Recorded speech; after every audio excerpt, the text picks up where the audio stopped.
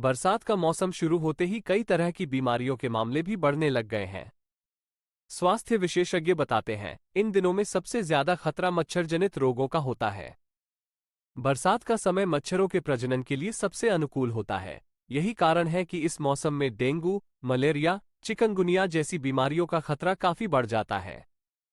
यहां ध्यान देने वाली बात यह भी है कि गर्मी से बरसात का बदलता समय मौसमी बुखार के जोखिमों को भी बढ़ा देता है। इस लेख में हम मौसमी बुखार और डेंगू के बारे में जानेंगे। इन दोनों ही बीमारियों के ज्यादातर लक्षण चूंकि एक जैसे ही होते हैं, ऐसे में अक्सर लोगों के लिए इनमें अंतर कर पाना काफी कठिन हो जाता है। मौसमी बुखार के लक्षण वैसे तो कुछ दिनों में ठीक हो जाते हैं, हालांकि डेंगू पर अगर ध्यान न दिया जाए तो इसके कारण रक्तस्रावी समस्याओं का जोखिम हो सकता है।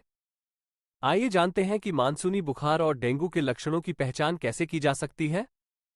क्या कहते हैं विशेषज्ञ? अमर उजाला से बातचीत में गुरुग्राम स्थित एक अस्पताल में कंसल्टेंट डॉक्टर मुकेश सिन्हा बताते हैं, वैसे तो अभी अस्पतालों में डेंगू के मामले नाम मात्र के हैं, हालांकि बरसात का मौसम बढ़ने के साथ इसके जोखिम भी बढ़ सकते हैं। मौसमी बुखार और फ्लू की समस्या इन दिनों जरूर अधिक देखी जा रही है। मैंने कई ऐसे मरीज देखे हैं जिनमें एक साथ मानसूनी बुखार या डेंगू दोनों हो सकते हैं। दोनों बीमारियों के लक्षण शुरुआत में लगभग एक जैसे ही होते हैं। डेंगू की स्थिति में जल्द इलाज की जरूरत होती है। मानसून में होने वाले बुखार की समस्या। मानसूनी बुखार बारिश के मौसम में होने वाले वायरल संक्रमण के कारण होता है। मौसम में होने वाले बदलाव के साथ इन्फ्लुएंजा जैसे वायरस के संक्रमण की स्थिति में आपको हल्का से लेकर तेज बुखार, नाक बहने या बंद होने, गले में खराश, शरीर में दर्द और थकान, हल्का सिरदर्द जैसी दिक्कतें हो सकती हैं। मानसूनी बुखार आमतौर पर धीरे धीरे शुरू होता है और अक्सर खांसी या जुकाम जैसे श्वसन संबंधी लक्षणों के साथ होता है।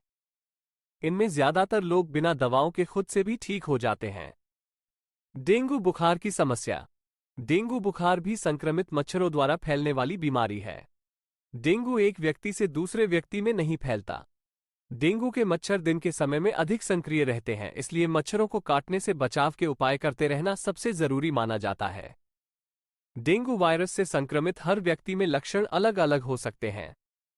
इसमें बुखार के साथ साथ मतली, उल्टी, शरीर पर चकत्ते, मांसपेशियों और जोड़ों में दर्द या सिरदर्द की समस्या हो सकती है। गंभीर स्थितियों में डेंगू के कारण आंतरिक रक्तस्राव होने का जोखिम भी बढ़ जाता है।